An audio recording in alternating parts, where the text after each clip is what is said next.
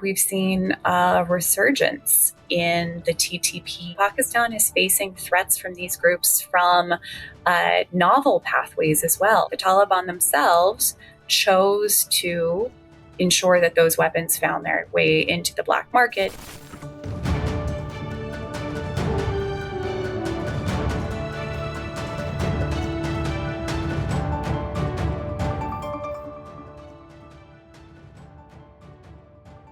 Elizabeth Threlkeld is a senior fellow and director of the South Asia program at the Stimson Center in Washington, D.C.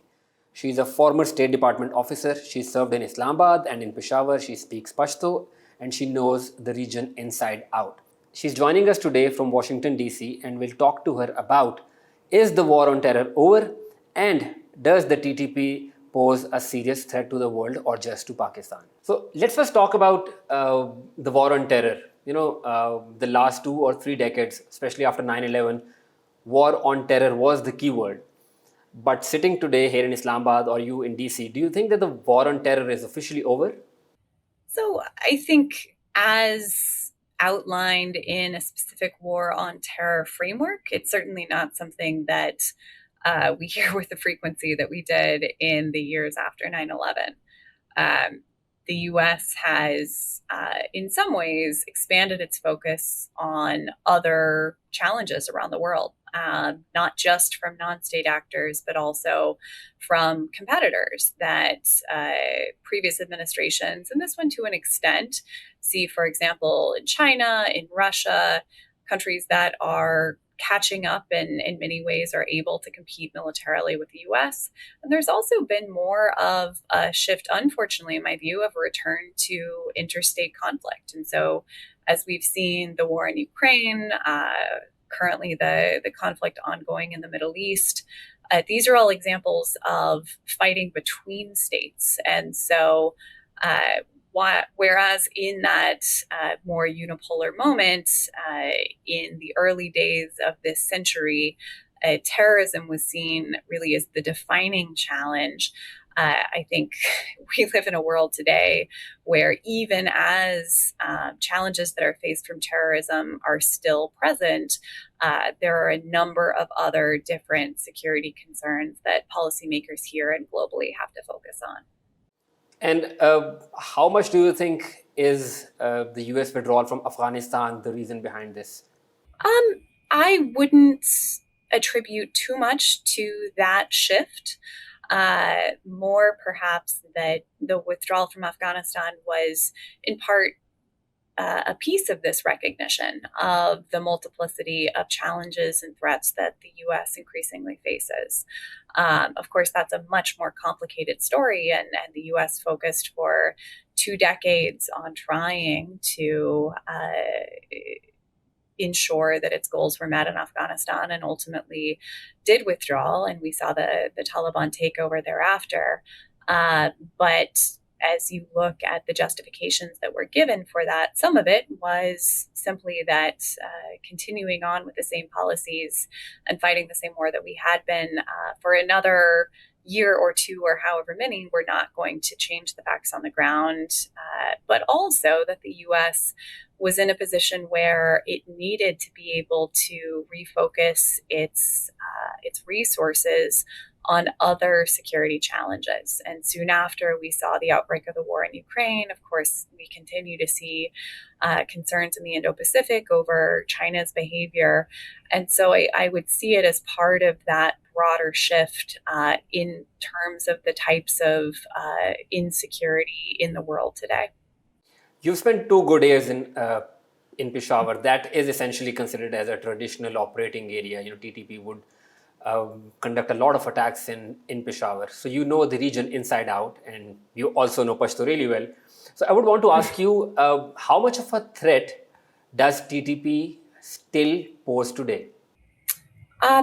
Unfortunately, I think we've seen a resurgence in the TTP as a threat, certainly within those border regions of Pakistan.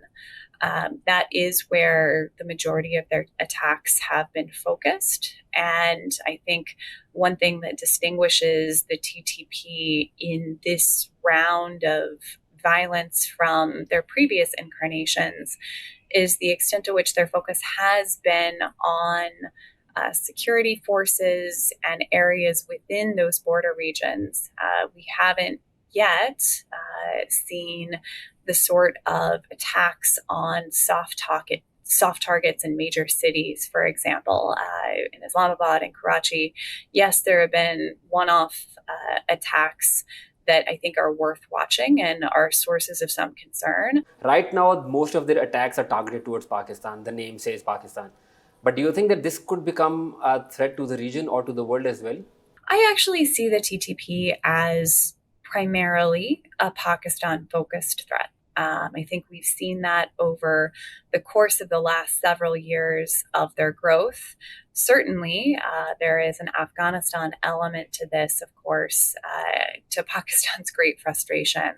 But their attacks have been focused within Pakistan. So I think that seems to be their focus, and in some ways is an indicator that this is a group that has a leadership that is more focused on this immediate region and on the goals that they have laid out. I think in the leadership of Noor Wali Mehsud, that has been clear. Is the group stronger than before? Let's say if you compare it to 2021. Certainly compared to 2021, the Noor Wali Mehsud has managed to bring back together, as you noted, many of the factions that had previously splintered under other leadership when the group really faced both internal challenges and significant pressure from Pakistan's military operations. And over the past several years, TTP has been able to consolidate its support, and of course also benefits from the safe haven that it receives across the border in Afghanistan. The relationship between Afghan Taliban and TTP has been very well documented. There have been reports, Pakistan has provided evidence. And it said about them that Afghan Taliban, they do not want to act against TTP and they're providing them safe havens. Do you agree with this framing? So far, we've seen primarily cosmetic moves that they have made, relocating some fighters, for example. But those are not the sort of policy changes or crackdowns that would really be needed to put meaningful pressure on this group. And that is in line with historical precedent, right? To the US's great frustration, the Afghan Taliban during the 90s and thereafter wasn't willing to put pressure on non-state groups that it hosts in Afghanistan. And all the more so now, given the history of TTP's support for the Afghan Taliban during the US war in Afghanistan. Do you think that there is this responsibility among the American government and the NATO forces that the weapons that they left behind, I think that they need to come back? President Trump has himself said many times that they need to get those weapons back. So do you think that there is some level of responsibility that can be attributed to the American government that they need to get hold of these weapons? So I think we need to break down what weapons we're talking about here. A great portion of the in terms of value of the weapons that were left were high-end military equipment, planes and that sort of thing, that, as far as we know, are largely in disrepair, and the Taliban are not themselves operating. So in terms of the dollar figure, I think that's where the bulk of it was. But certainly there are real issues. Even the basic gears, like, for example, night vision goggles or other stuff, I think. Exactly. Yeah. Yeah, so I was just going to say there are real issues with the weapons that the Taliban handed over to these groups. The Taliban had a choice in that moment. They could have taken control of those weapons and used them for their own conventional military purposes. The US could have negotiated with the Taliban over that, but the Taliban themselves chose to ensure that those weapons found their way into the black market, into the hands of these groups.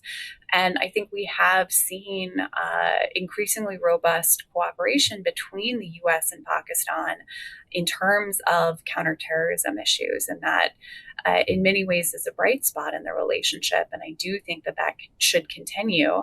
But also, Pakistan is facing threats from these groups from novel pathways as well. For example, drones and loitering munitions, similar to less advanced versions of what have played out in the war in Ukraine, for example. And so this is certainly an accelerant in terms of how the TTP and other groups have been able to conduct attacks. But it's not the only tool in their toolkit at the moment. And I think Pakistan would also do well to try to learn from the US and the experience of others in countering those commercial attritable drones that they're increasingly seeing. So one of the talking points that we get from Pakistani government is that Pakistan is probably fighting the war for the world, that this menace of terrorism that TTP is projecting, Pakistan is the sole power that is fighting that menace and probably is left alone by the world.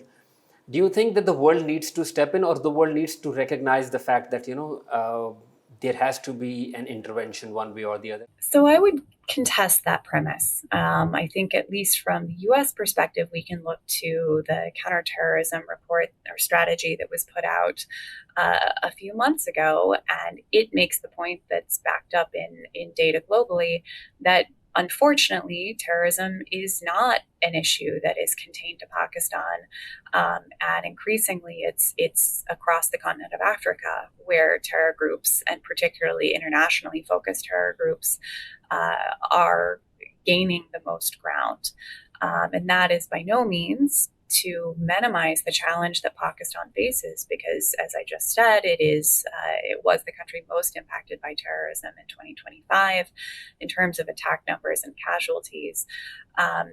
But it's not the only country that is facing these challenges. And so, while yes, I do think that counterterrorism cooperation and sharing of best practices, sharing of intelligence, those are good ways forward. Fundamentally, this is a challenge that Pakistan and many other countries are facing right now at a time when terrorism itself represents a relatively smaller picture of global sources of insecurity. Pakistan believes that Al-Qaeda is also resurgent in the region and they're partnering with TTP. Do you agree with this framing?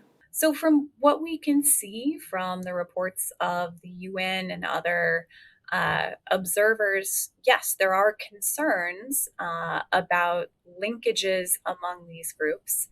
And that obviously is something that one must keep an eye on. But what that actually means in practice and how those linkages manifest, I think is something of an open question. And so, to the extent that any group gains traction and is able to carry out attacks, and they have linkages to these groups, that is a source of concern. But again, for the TTP specifically, their focus has been within Pakistan and to date targeting military and security targets in the western border region. Elizabeth Threlkeld, thank you so much for joining us.